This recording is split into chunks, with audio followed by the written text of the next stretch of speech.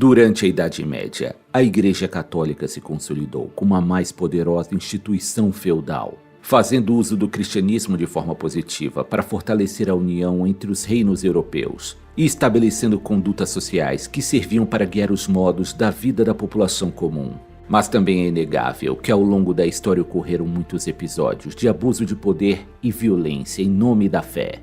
Dentre esses acontecimentos estão as Inquisições medievais, que surgiram como uma resposta aos crescentes movimentos religiosos que desafiavam a soberania católica e eram vistos como um crime de heresia contra Deus e a Igreja. Embora tenham ocorrido inquisições desde o ano 1184, como a Inquisição Episcopal e mais tarde a Inquisição Papal de 1230, a Inquisição Espanhola se destacou por ter protagonizado um dos períodos mais sombrios e cruéis da história da Igreja, cujas consequências perduraram por muitos séculos.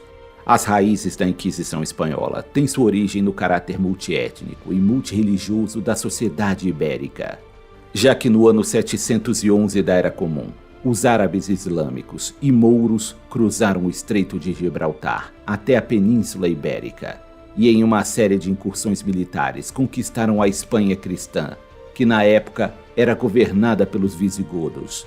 Os mouros controlaram grandes áreas da Península Ibérica até o ano 1250, mas gradualmente perderam seus territórios, ficando restritos à região de Granada. A reconquista não resultou na expulsão total dos muçulmanos da Espanha, pois eles, junto com judeus, eram tolerados pela elite cristã dominante. Grandes cidades como Sevilha e Barcelona tinham populações judaicas significativas, centradas em bairros chamados de Judéia. A Espanha medieval pós-reconquista foi caracterizada como uma sociedade de coexistência relativamente pacífica entre católicos, muçulmanos e judeus, mesmo sendo pontuada por alguns conflitos ocasionais entre as três religiões. Apesar de sua desigualdade, havia uma longa tradição de serviço judaico à coroa de Aragão, e os judeus ocupavam muitos cargos importantes, tanto religiosos quanto políticos. O próprio rei de Castela tinha um rabino não oficial que trabalhava a serviço da coroa. As atitudes antissemitas aumentaram em toda a Europa durante o final do século XIII e ao longo do século XIV. A Inglaterra e a França expulsaram suas populações judaicas em 1290 e 1306. Com isso, o sentimento antijudaico também aumentou na Espanha. A agitação geral afetou quase todos os judeus na Espanha e cerca de 200 mil judeus mudaram de religião ou ocultaram sua fé, tornando-se conhecidos pelo termo hebraico Anusim, que significa aquele que esconde sua religião. Apenas um punhado das pessoas mais importantes da comunidade judaica, aqueles que encontravam refúgio entre os vices-reis na cidade e distritos periféricos, conseguiram escapar. Assim, depois de 1391, um novo grupo social emergiu e foi referido como os conversos ou cristãos novos, que era formado por aqueles que mudaram de fé para escapar das perseguições. Muitos convertidos, agora livres das restrições antissemitas, alcançaram posições importantes na Espanha do século XV, incluindo cargos no governo e na igreja. No entanto, os judeus recém-convertidos ao cristianismo despertavam muita desconfiança por parte da população católica, já que eram vistos como traidores de sua antiga fé, e muitos ainda praticavam secretamente suas orações e dogmas religiosos. A intolerância religiosa contra os judeus se tornaria cada vez mais frequente com o passar dos anos, mas o pesadelo estava apenas começando. No ano 1469, os dois reinos mais poderosos da Península Ibérica foram unidos pelo casamento da rainha Isabel de Castela e o rei Fernando de Aragão. Ambos os monarcas receberam o título de reis católicos concedidos pelo Papa Alexandre VI, em reconhecimento à sua defesa da fé católica dentro de seus reinos. Existem muitas teorias sobre quais foram as verdadeiras razões que levaram Fernando e Isabel a proclamarem uma Inquisição. As hipóteses variam entre a necessidade de ganhar apoio político da população cristã, reduzir o poder financeiro e influência judaica na sociedade espanhola, ou mesmo buscar cumprir uma missão religiosa, expulsando aqueles que eram considerados hereges pela Igreja e assim criar um reino totalmente cristão na Espanha. Em 1478 foi estabelecido o Tribunal do Santo Ofício da Inquisição, recebendo autoridade para operar na Espanha e em todas as colônias e territórios espanhóis.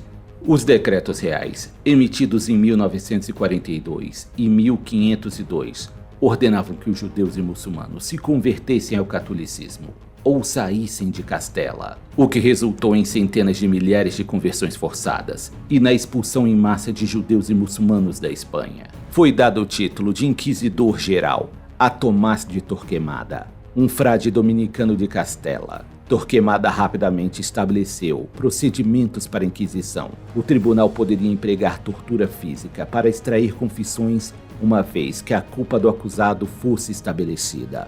Devido ao uso generalizado de tortura para extrair confissões e a defesa de queimar na fogueira os culpados, o nome de Torquemada tornou-se sinônimo de crueldade, intolerância religiosa e fanatismo. Muitas pessoas foram detidas em prisão preventiva, acusadas de cometer alguma forma de heresia, e ocorreram muitos casos de encarceramentos prolongados, com duração de até 2 anos, antes que as autoridades inquisidoras examinassem o caso. Podia ser considerado crime de heresia a prática de bruxaria e superstições, a blasfêmia contra o nome de Deus, ou o questionamento contra a santidade da igreja, além das práticas de sodomia, bigamia ou até mesmo a prática de outras formas de cristianismo, como o protestantismo e a ortodoxia.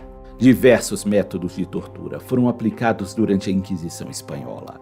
O objetivo dos torturadores era extrair uma confissão de heresia por parte do prisioneiro.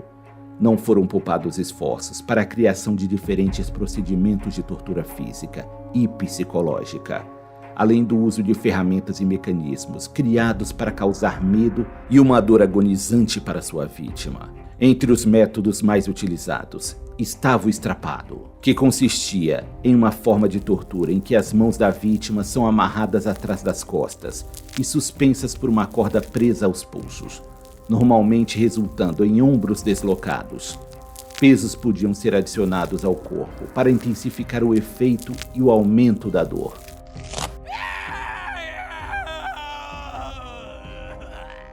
O cavalete também foi amplamente utilizado durante a Idade Média. Uma pessoa seria presa a uma tábua nos pulsos e tornozelos com algum tipo de algema. Então, correntes seriam presas às algemas. As correntes ficariam presas até uma roda. À medida que as correntes eram apertadas, o corpo se esticava e as articulações, ligamentos e tendões estalavam, rachavam e se partiam. Muitos outros métodos de tortura, como afogamento, asfixia, esfolamento, quebra de ossos e humilhações foram empregados contra milhares de vítimas da Inquisição, uma vez que o prisioneiro cedesse à tortura e confessasse seus crimes, mesmo que não tivesse realmente cometido, ele era julgado por um tribunal e uma sentença seria aplicada. A sentença poderia variar entre o confisco de todos os seus bens, que seriam transferidos para a coroa e a igreja, ou a morte por tortura em praça pública. A Inquisição perdeu sua força e importância em toda a Europa com o passar dos séculos. Foi abolida pela primeira vez durante o domínio de Napoleão e o reinado de seu irmão José Bonaparte, entre os anos 1808 e 1812. Finalmente, em 15 de junho de 1834, a Inquisição Espanhola foi definitivamente abolida por um decreto real, assinado pela regente Maria Cristina das Duas Sicílias, a rainha consorte da Espanha. No ano 2000, o Papa João Paulo II pediu perdão pelos erros cometidos a serviço da verdade por meio do uso de métodos que não têm relação com a palavra do Senhor. A declaração do Papa se referia às barbaridades cometidas pela Inquisição na Idade Média. A triste história das Inquisições serve como um alerta para que os erros do passado não sejam cometidos novamente, salientando assim a necessidade da defesa da liberdade religiosa.